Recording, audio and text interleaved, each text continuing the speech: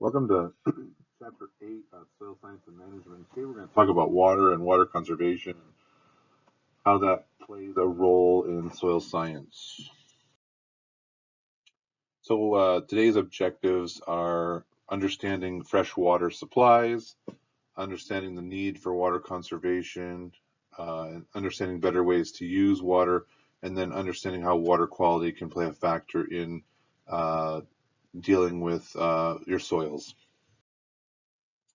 To start, just a quick overview of the hydrologic cycle, also known sometimes as the water cycle, is basically, water condensates, water um, evaporates, and water precipitates. So you have the ocean, you have water that evaporates out of the ocean, condensates into clouds, and then precipitates back onto the earth and forms rivers, lakes, streams, and in many areas, especially in Southern California, groundwater. 97% of all the water on the earth is in the ocean, and this is all water that we cannot use. So this is all water that is unavailable for plants and animals um, uh, to use for living. We do have to have processes to remove the salts from this to make it operational for a human or a plant. The hydrologic cycle is something that is powered by the sun, and the heat from the sun is what allows that water to evaporate, and then the cold allows that to condensate. And then the cycle is just a perpetual cycle that continues and continues and continues. So what we have here in America, we do have freshwater sources and we have groundwater sources. California has some of the best groundwater aquifers with available water. Where I live, we have a huge underwater aquifer that we rely on 100% for our tap water. There is no surface water near us. We do take water from Northern California through the California Aqueduct. And if you think about it, there aren't many freshwater lakes that are utilized in Southern California. There is Lake Paris, there's Lake Elsinore, there are other smaller lakes, but most of those lakes are man-made lakes, and they are used strictly as reservoirs to hold water until it is needed. Most of the climates we have in California are arid or semi-arid. There are humid climates, but they are rare. Those mostly are seen further east in the United States.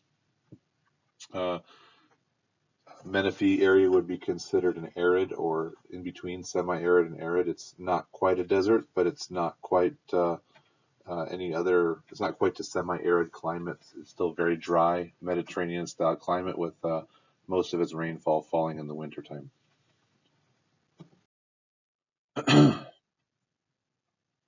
So when we look at the water resources in the United States, there are many reasons for water conservation. There is water that is available, but as we grow in population, we are utilizing more of that water for agricultural purposes and for urban purposes.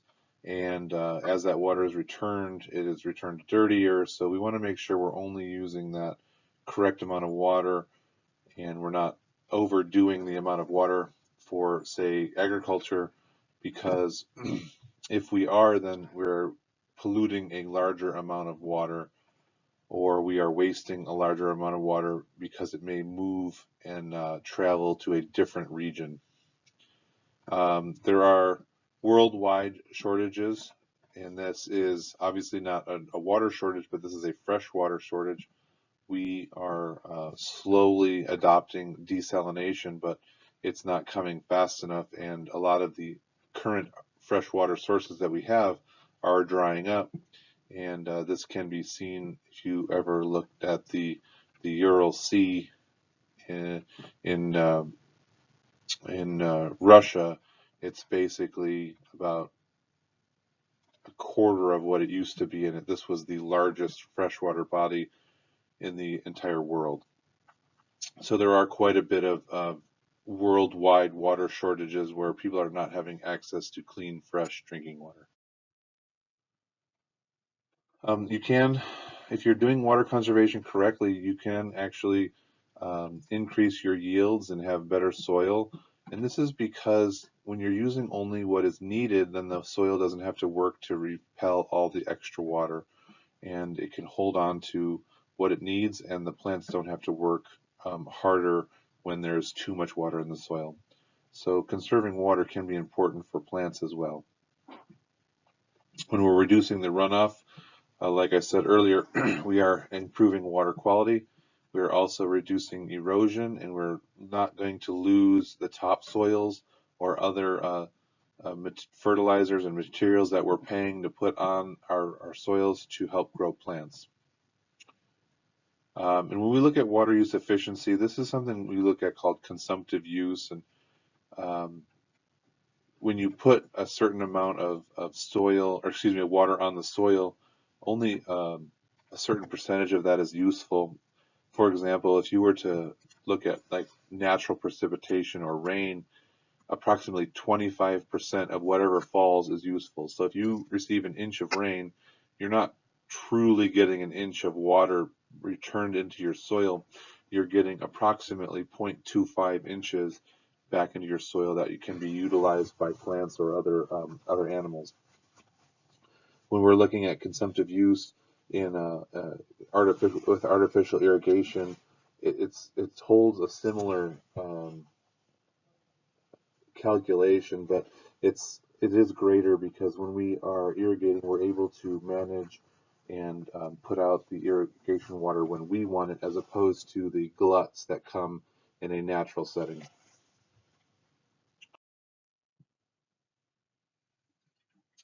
Something important that we want to do when we're thinking about water in an agricultural or landscape setting is capturing that water in the soil and allowing it to stay within the usable root zone of the plants. Something we can do when we're capturing runoff is to terrace our fields. This allows that water to sit on a flat surface longer, as opposed to running off a hillside or a slope. And these terraces can allow that water to have longer time to infiltrate and get into the ground.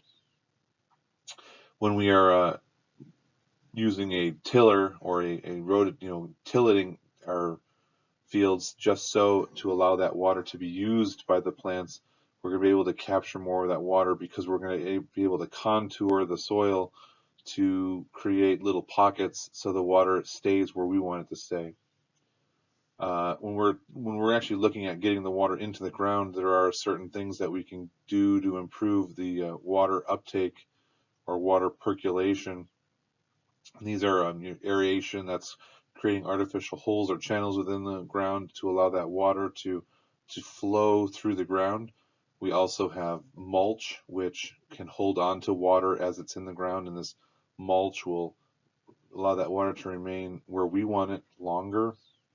And again, conservation tillage, this is going to be when we are when tilling up the soil, while we are watering, to ensure that this water is getting into the part of the root zone that we are hoping for it to get into.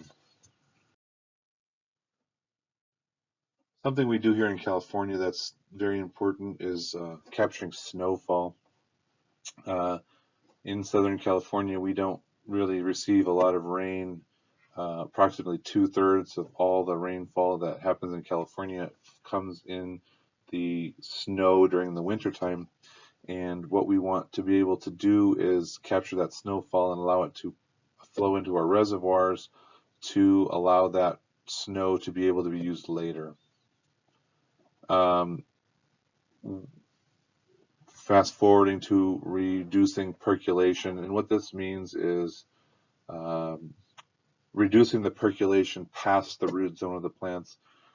Something we can put into the soil is a gel polymer that will swell when the water hits it, and it will save that water within the soil longer so it doesn't flow through the root zone of those plants. If you've ever worked with baby diapers or seen the material that's in a baby diaper, that is the same gelled polymers that are used and can hold water in the root zone longer to allow plants to access that water later. And then reducing that consumptive use, and this goes back into irrigation water efficiency, is if we're reducing our evaporation and our transpiration, using just the right amount of waters and replacing only that water that's lost to the plant, we're consumptively using that water more efficiently, and we're not going to be applying water that we don't need to apply.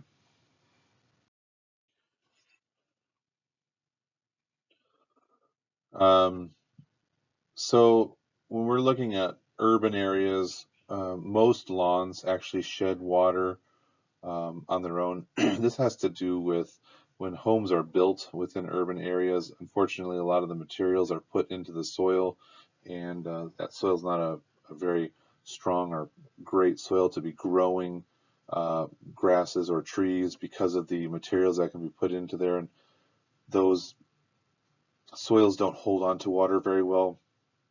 So many soils in these urban areas or residential areas need to be amended pretty heavily to allow water to be held in the soil to be used. Um, when we also are speaking of urban areas, we see a lot of runoff because we have a lot of hardscapes, concretes, asphalts, patios, rooftops. We actually are removing a lot of the surface area where water can be infiltrated back into the water table because we're just adding a whole lot of hardscapes, hard areas where water is not able to infiltrate, and this reduces the surface area for water to be captured, and then our groundwater levels can be impacted due to the lack of surface area.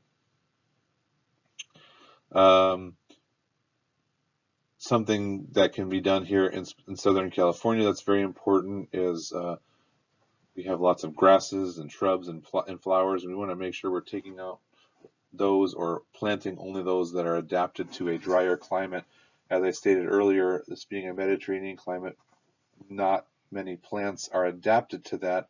And if we do plant those that are adapted to this, then we are able to uh, allow those plants to naturally be irrigated by the natural rainfalls that happen during the wintertime.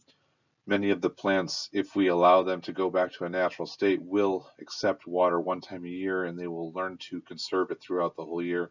But we have to work with them and train plants to act like that. Something that is becoming a very big issue and commodity here within Southern California and actually the entire world is utilizing reclaimed water. And reclaimed water is any water that is sent into a sewer system and cleaned, filtered. Uh, Chemicals are used to make sure that this is safe, and then this can be used to offset a potable water source throughout throughout an area. So potable water would be that water that's suitable to drink. This reclaimed water is not suitable to drink, but what we can do is clean it up and use it on a golf course or a park, or there are new housing developments that are being built with special irrigation lines that are dual metering homes. So they are all the outdoor watering is being done using reclaimed water, and the indoor watering is used. Indoor water use is through potable water. Water quality is super important when it comes to working with soils. Luckily, in California, we have generally great water quality. There are a few constituents that we deal with that can affect us as we are drinking the water, such as arsenic or chromium 6. There's some new ones that are being looked into, but in general, water quality is good here. We do have to be very cognizant of our nitrate loading.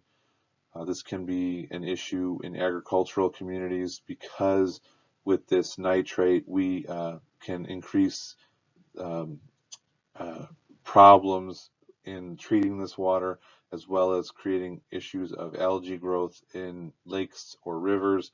Um, we have to make sure that when we're fertilizing, we're only using the fertilizer that is the amount we need, and we don't want to go extra. Kind of like a little bit is good, so a lot is better. It doesn't really work in pesticide use or fertilizer use, so we have to be very careful not to allow those extra chemicals into our environment. As I said, here's a couple ways to avoid, over polluting your water, and it's reducing runoff, reducing erosion, reducing fertilizer losses that leave a property. Making sure you're storing and applying manure properly, making sure that we're maintaining wetlands, not allowing them to dry, practicing drainage management, and then installing conservation buffers. So all of these can help water quality, because if we are making sure that the water is either going where we want it to go or not picking up things we don't want it to pick up, or keeping it where it should be, is going to be a strong way to help keep the water quality the way it is and not increase the water quality, not increase the constituents within the water that will degrade the water quality. So in summary, this chapter we went over water conservation, where fresh water comes from, what uses water, and how we can improve water use, and then some of those pollution concerns. This topic is pretty important to me. This is what I'm doing day to day, is understanding water conservation and how it affects us as humans, but also plants. My background was growing plants and making sure we're saving water, and then today I'm ensuring that we're only using the correct amount of water within our homes. So if there's any questions, then by all means, this is a great topic for you to ask, and I would be more than happy to answer any of them. So thank you. I hope you enjoyed this, and see you next time.